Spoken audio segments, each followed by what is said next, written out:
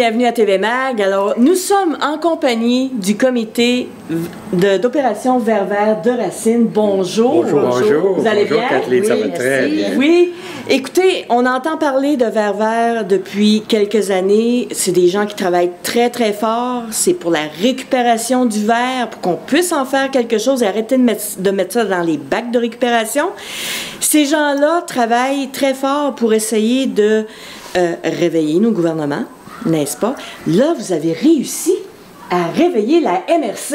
Ouais, ça c'est tout un... Ah oui, oui. C'est un exploit. Bon. C'est un pas en avant, n'est-ce pas? C'est vraiment un pas très important, Kathleen. Ouais. Écoute, ça fait 4 ans, hein? Ouais. 4e année. 4 ans, là, c'est... Et voilà. Et on a réussi à convaincre Recyc Québec, ouais. qui est quand même le gérant des matières résiduelles au Québec, ouais. à aider la MRC à faire une étude d'un magnifique projet pilote. Vraiment, ce projet-là, les gens de Recyc Québec nous l'ont dit. Ils nous ont avoué que c'était le plus beau projet qu'ils avaient eu parce que c'est un projet communautaire. Oui. Ça part de la base. Et c'est fait pour le bien public, c'est-à-dire ça touche les municipalités et les MRC. Et non les entreprises. Ils ont des projets avec des entreprises. Des entreprises. Mais qui sont là pour faire de l'argent. Nous autres, on est là pour que la gestion des matières résiduelles aille mieux, en commençant par le verre, parce qu'on le sait.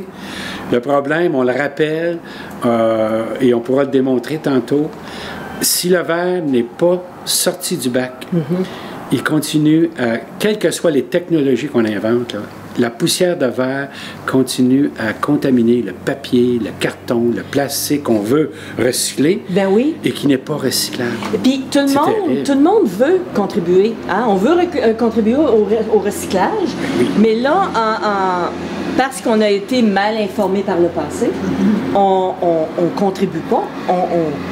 On brise pratiquement le cycle du recyclage parce qu'on met les bouteilles et que ça ne devrait pas être là-dedans. Micheline est témoin de ça. Oui. Oui. Oui, Micheline, tu fais partie du comité, toi aussi? Oui, depuis 4 ans aussi. Oui. Et moi, c'est ce qui, je trouve, le plus parlant vendredi.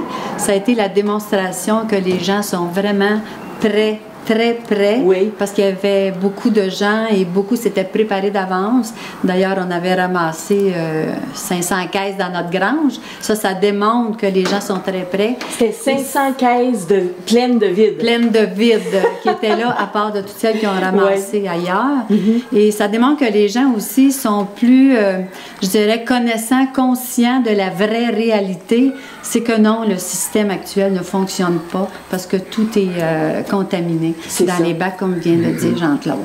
Alors, je trouve, et les gens, de par leur conscientisation, ils vont le renommer. Je pensais que je recyclais. Oui. Et là, je viens d'apprendre que non, ils sont estomaqués puis ils veulent agir. Ils sont vraiment prêts. C'est tellement décevant de penser qu'on fait la bonne chose, la bonne action, puis que finalement, on se rend compte que non, c'est pas ça du tout qu'il faudrait qu'on fasse. Ah non, c'est le principe qu'on nous a présenté de tout mettre dans le bac. Oui. Ça n'a pas d'allure. Hein, Mariette, je pense que... Dans le fond, ce qu'on fait dans le moment, on nous demande de tout mêler pour après nous faire payer pour le démêler. Ça fait pas de sens. Ça fait pas de sens du tout. Ça fait que les technologies qu'on est en train d'expérimenter sont extrêmement coûteuses. 6,4 millions, rien que pour les acheter et les installer. On ne paye pas l'entretien, là. L'entretien, là, à Thetford Mines, c'est 4 personnes toutes les nuits qui doivent renettoyer les machines 365 jours par année. C'est fou, c'est une dépense. Puis on ne sait même pas l'efficacité. On a même des informations d'experts industriels qui doutent énormément de l'efficacité de ces technologies-là qu'on est en train d'expérimenter. Alors que les bacs, en Europe, et elle revient d'Europe, puis elle l'a vu de ses yeux vus, puis moi aussi, à chaque fois, je suis toujours surpris de voir, eux autres, ils ont des conteneurs. Pourquoi? Les bacs là-bas, ça fonctionne depuis 30 ans. Et ça fonctionne. Alors, c'est quoi l'idée d'aller payer très, très cher, comme disait Mariette? Moi, je pense, hein, Gaston, on l'a vu, là, vendredi, là, c'était remarquable, hein? Ah, c'était remarquable, certain, puis j'oserais dire, je viens de découvrir ça, que samedi, avec la présence des gens, puis avec la quantité de bouteilles qu'ils ont apportées, on a défoncé le plafond de verre.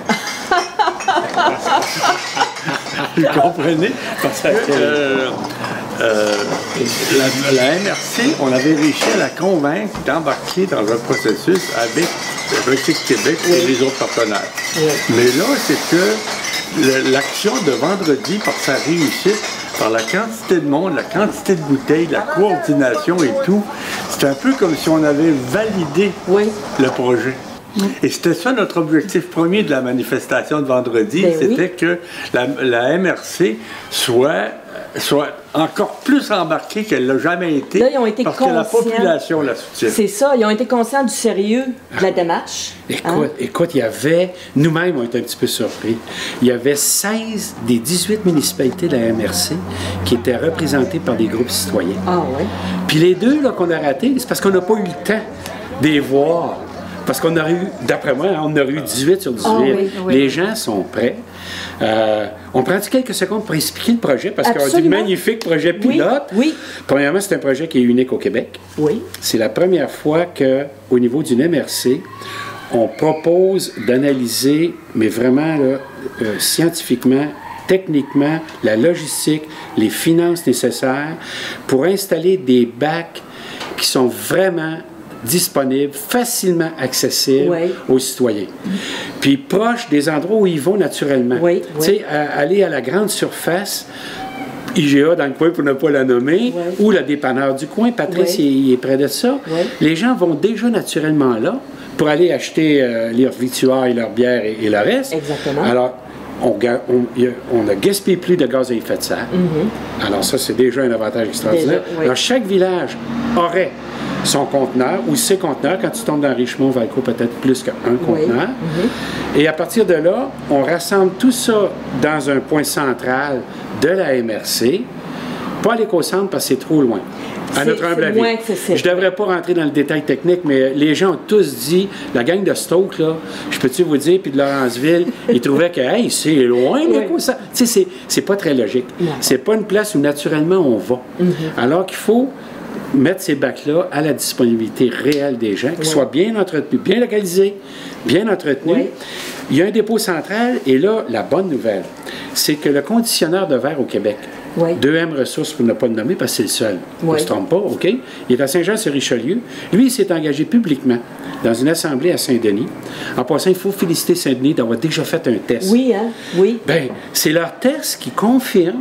Encore une fois, comme disait Gaston, on l'a vu, mais de façon incroyable samedi, on l'a rempli un gros contenant qui était vide. Imagine. Alors, à Saint-Denis, 18,4 tonnes de verre en 1 an et 3 quarts. Non, 80. Je me trompe. 80, oui, merci. 80, ben oui, je te le même, puis mon chiffre. 84 tonnes. En 2 ans, ça commence à être de. Là, on parle de Saint-Denis, on ne parle pas de Sherbrooke. Non. On parle de Saint-Denis. Puis on ne parle pas de la MRC. Puis on parle pas des chercher Sherbrooke. Puis on ne parle pas des restaurants. Voilà. C'est pas les restaurants. Fait, ça veut dire que les gens sont vraiment prêts. Ah oui, puis rendu là, le conditionneur de 2M Ressources est prêt à venir chercher gracieusement, gratuitement, le bac. Dès qu'il atteint 40 tonnes, ce qui est le bac lorsqu'il est plein, le conteneur, c'est pas un bac, c'est rendu un conteneur, il est prêt à venir le chercher gratuitement. Merci évidemment aux représentants des 16 municipalités sur 18 de la MRC. On s'applaudit. Vraiment, là, on s'aperçoit à quel point ce dossier-là tient à cœur les gens. Bon, je pense que tout le monde qui a un peu touché au dossier sérieusement du bac vert ou du bac bleu, le bac domestique, là, est conscient que le vert pose des maudits problèmes, mais des gros problèmes, des gros dommages, des dommages matériels au centre de tri. Du verre, c'est de la roche, c'est de la silice, ça brise des machines, ça provoque des accidents auprès des employés. C'est pas un petit problème, puis tout le monde est conscient de ça, on n'a pas besoin de s'étirer là-dessus. L'autre qui est plus sérieux, puis auquel les gens pensent pas, toute présence de verre, de poussière de verre dans le bac, dégrade, détériore complètement la qualité des autres matières qu'on voudrait recycler. Le papier, le carton, le plastique. Il est tellement endommagé à l'heure actuelle au Québec que la quasi-totalité du matériel part en Asie. À la moitié de la valeur du marché mondial. Juste pour vous dire comment ça ne vaut pas grand-chose. Voici du verre qui vient de l'usine 2M, on va le nommer, OK? Oui. De l'usine 2M. Ça, c'est du verre qui vient des bières Corona. Ah oui. Qui sont transparentes. Et c'est du verre, on appelle ça du verre propre. Même si vous avez du carton là-dedans, puis c'est très bon, hein, il laisse le papier parce que ça réduit de 5 l'énergie de chauffage quand on laisse le papier dessus. Donc, ne nettoyez pas vos... Non, c'est ça. Laissez-les, OK? Enlevez pas les étiquettes. Je vous montre qu'est-ce que ça a de l'air. OK?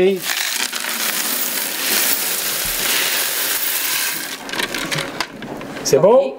Regardez bien maintenant, lorsque on vous demande de mettre votre verre avec le reste, le papier, le carton, le plastique. Tout mélanger ça ensemble, là. Le matériel qui est là est pris dans un énorme dépôt avec lequel la compagnie 2M Ressources est pris. OK. C'est qu'à un moment donné, elle a ramassé des municipalités autour, ce qui sortait des centres de tri régionaux, et elle tentait de trouver une technologie pour les séparer. Regardez bien ce que ça donne. Mais là, je ne peux pas demander, là. C'est exactement... Je ne sais pas si vous avez entendu, mais il y a du verre là-dedans. Oui. On ne le voit pas très bien, mais voilà, du plastique, des crayons. Des fois, on a trouvé des seringues, des choses de pharmacie, des couverts. Et oui, on a même trouvé des téléphones cellulaires et le verre. Et c'est ça qu'on veut démêler. C'est là-dessus qu'on veut payer des technologies pour démêler ça. Je pense que c'est pas une bonne idée. C'est si facile de faire autrement. Mais voilà! Ramasser le verre à la source. Exactement. Voilà. Exactement. Depuis le début, nous autres, au comité Opération Verre Vert, puis au comité du verre de Saint-Denis, on est totalement conscient que le truc, c'est de le trier à la source, de s'arranger qu'il n'embarque pas dans le bac, qu'il soit pris autrement et qu'il soit propre. On l'appelle propre. Là, on peut faire du beau stock, on peut faire du verre avec du verre à ce moment-là. Puis on ne gaspille pas le reste, surtout, OK? Il y a deux façons. La consignation, on l'a essayé pendant 3 ans. On connaît la réponse de la SAC. Il paraît qu'il va falloir être encore très, très patient. Mais en tout cas, ça en est une. Mais la deuxième qu'on a découvert, c'est la suivante. Et c'est ça qui s'annonce maintenant. C'est le dépôt volontaire du verre dans des bacs placés, bien localisés, bien entretenus dans chaque municipalité. Alors, beaucoup moins coûteux, beaucoup plus facile pour tout le monde.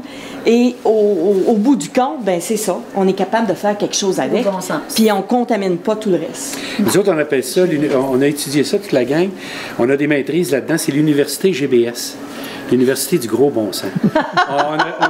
Il y a même un doctorat ici là-dedans. Oui? Ça fait que... Non, mais sérieux, c'est tellement gros bon sens qu'on ne peut pas croire que ça ne peut pas marcher. Puis qu'on se demande pourquoi ça n'a pas été pensé avant par, supposément, les grands esprits, les connaisseurs. Pourquoi? Ben, c'est sûr qu'il y a beaucoup de lobbying là-dedans. Hein? Il y a beaucoup de... Voilà. Kathleen, il faut se rappeler. Moi, quand je suis arrivé à Racine, là, le camion était en 3 divisions. Oui. Je ne sais pas si tu as vécu ça à Valcourt. Je me rappelle de ça, oui. Mais à Racine, j'avais le verre, après ça, le carton, papier, plastique, puis le reste. Oui. OK? Oui. C'est disparu. On s'est interrogé longuement pourquoi c'est disparu, puis on a fini par comprendre que c'est des intérêts d'entreprises privées, évidemment, dans le cas, disons-le, de transport et de sites d'enfouissement qui sont intéressés à avoir du poids.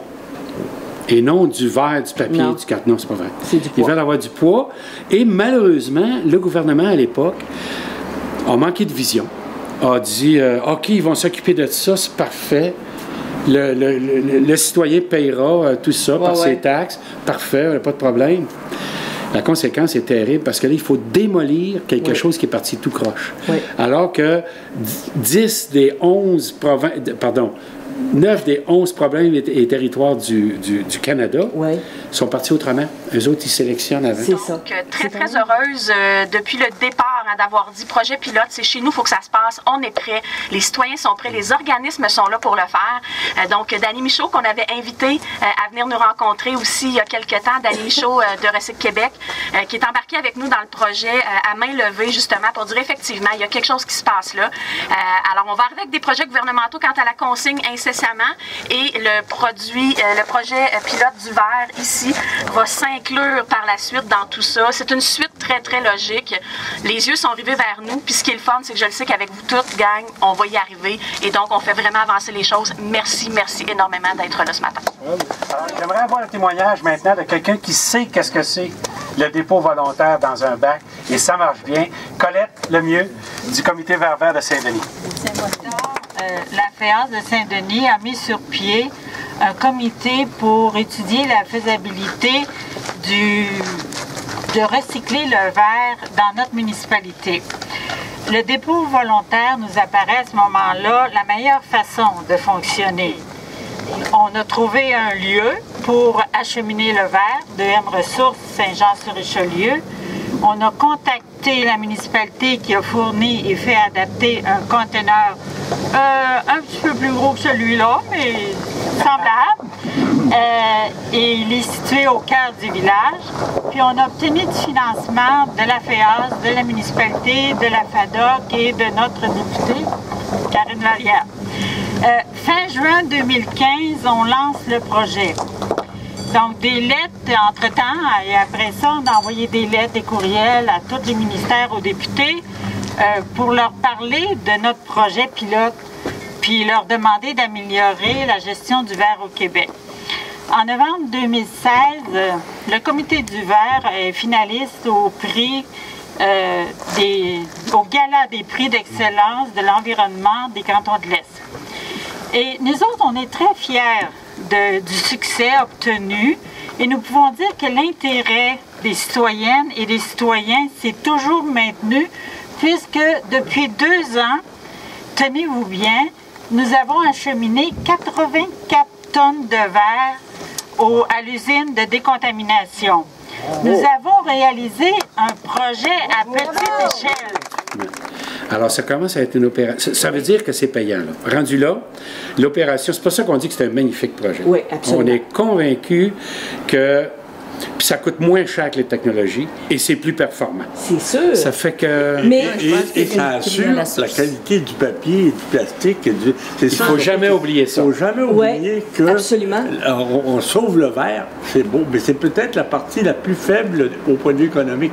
Parce que le papier et le plastique et le carton, surtout le papier et le plastique, maintenant, ils valent sans doute rien parce qu'ils s'en vont en Chine pour être brûlés. Parce qu'ils ne sont pas recyclables, il n'y en a pas de recyclés au Québec. C'est ça. C'est ça. Alors, je trouve que c'est important. Puis moi, je voudrais rajouter une chose que je trouve importante. C'est que vendredi, il y avait, dans le groupe de personnes présentes sur place, une forme d'enthousiasme peu commune. Les gens, c'est comme si, en faisant ce qu'ils faisaient, ils avaient l'impression que les gestes qu'ils posaient avaient du sens. Les gens, samedi, là, ils avaient du cœur à l'ouvrage. Puis tout le monde y allait avec une énergie, la bonne humeur, etc. Et alors que dans les conditions présentes, quand on met nos bouteilles dans le bac de récupération ou ailleurs, on est toujours mal à l'aise parce qu'on sait, on se fait fourrer. C'est ça. Qu'est-ce qu'il ne faut pas oublier aussi, c'est tout le verre. C'est pas seulement les bouteilles de vin puis spiritueux, ce qu'on disait au début de notre projet. Les cruchons, les pots, c'est parce que la consigne, si la SAQ, notre chère Société d'État, avait voulu donner l'exemple, ça aurait déjà été un gain. On aurait eu toutes les bouteilles de vin de spiritueux. Ça va bien. Mais en réalité, ça ne représente, selon les données 2016, ça ne représente que 58 du verre. Le 42 c'est ce dont elle fait allusion, et c'est le verre blanc. En plus de ça, c'est le plus payant. Et 2M Ressources est équipé, lui. Les gens nous demandent, est-ce que vous faites ça séparé? C'est trop compliqué, 3 conteneurs. On le mixe, mais la seule usine qui est équipée au Québec pour les séparer avec des lecteurs laser très performants, c'est 2M Ressources. Alors, on met, s'il est propre, puis évidemment, il va être propre si c'est en contact, rien que pour le verre, ils sont équipés pour le séparer, c'est absolument privé, formidable. C'est pas nous autres qui payent. Non. Il y a quelque chose, je veux dire. Oui, excuse-moi. Quelque chose. Si on place des bacs tout près des gens, dans nos localités accessibles, ça va devenir gênant de ne pas les utiliser. C'est vrai. Oui. C'est vrai. Mais c'est vraiment... Les gens veulent participer, ils veulent faire des choses, mais ils n'ont pas toujours les moyens d'aller, comme vous dites, à l'éco-centre. C'est trop loin. C'est trop loin. Tandis que si c'est proche, ça va leur faire plaisir. Regardez le compostage. Les gens ont embarqué là-dedans. Ça va faire un effet d'entraînement. C'est exactement ça. Puis ça va devenir une routine. On a une douzaine de bouteilles. Bon, on va aller porter ça dans le conteneur. Les gens, ils ont la volonté de bien absolument. Oui, c'est ça. Mais tu sais que le projet pilote, on a de l'ambition, hein, parce qu'on sait que s'il fonctionne, il va faire le tour du Québec. Ah ben oui. C'est que si la démonstration est faite que financièrement et au niveau logistique, c'est réalisable et qu'il l'applique ici, c'est évident qu'on va se faire voler l'idée, youpi, à travers toutes les MRC de l'Estrie, puis à travers tous les... J'apprends dernièrement qu'il y a 2 individus à Laval qui veulent faire ce projet pilote avec Recycle Québec. La même chose. Ça va faire des petits. Bien, c'est clair. C'est très... Comme dit Gaston, ça va contaminer le Québec. Oui. Il y a 2 choses que je ne voudrais pas oublier de te dire. D'abord, un moment d'émotion que j'ai vécu samedi, pendant qu'on tournait puis qu'on remplissait le conteneur, est apparu un individu qu'on n'attendait pas du tout, qui est un représentant du syndicat des métallos de l'usine Owens, Illinois, de Montréal. Owens, Illinois, c'est une très grosse usine, 400 employés, qui font le verre. C'est la seule usine qui reste de fonderie de verre. Ils font 1,6 million de bouteilles par jour. OK? Surtout des bouteilles de bière. C'est respectable. Oui, mettons que ça roule et ils ont besoin de verre. Et là, j'étais tellement content. Vous comprenez qu'ils sont des alliés indéfectibles. Ils sont venus nous dire comment ils étaient tellement heureux de voir que des citoyens comme nous autres prenaient en main ce dossier sur lequel il y a des compagnies qui résistent vraiment contre. Parce qu'eux autres, ils ont des intérêts au niveau des technologies, au niveau des dépotoirs. C'est ça. Il y a plein d'intérêts plus ou moins cachés maintenant. Là. Et eux autres, c'est leur survie. Ils disent on fonctionne à 15% de notre capacité de réception de verre et on devrait être capable de monter à 65%. Nous avons besoin de votre verre. Et toi, le citoyen québécois et austrien et de Racine, ils ont besoin de notre verre pour survivre. Pour qu'on garde la seule fonderie qu'on a. Ça, moi, je trouve ça important. J'ai été très, très touché de sa présence. Descendre de Montréal, on ne l'avait même pas invité. On avait envoyé comme ça, at large, comme on dit en québécois, l'information comme quoi on faisait l'événement. Et là, il se présente. Non, vraiment, là, ça, c'est vraiment remarquable. Bien, ça prouve que, justement, il y a de l'intérêt partout. Puis ces gens-là, bon, eux autres, c'est leur entreprise.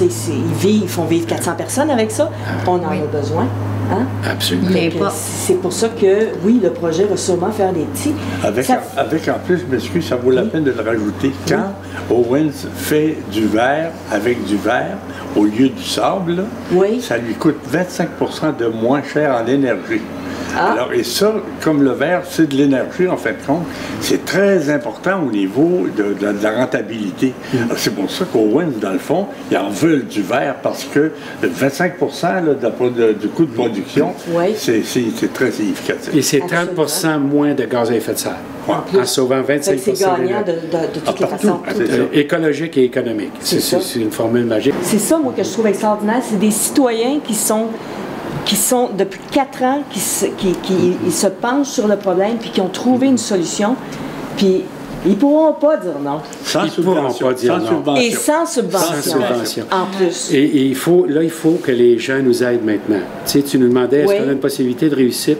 La plus belle chose que les concitoyennes qui nous écoutent peuvent faire pour aider, faire avancer le projet, c'est d'aller voir leurs conseils municipaux. Leur conseil municipal, chacun. Vraiment aller les voir et dire, regardez, ce projet pilote-là, il faut que ça marche. Ça a tellement de bon sens, il faut que ça marche.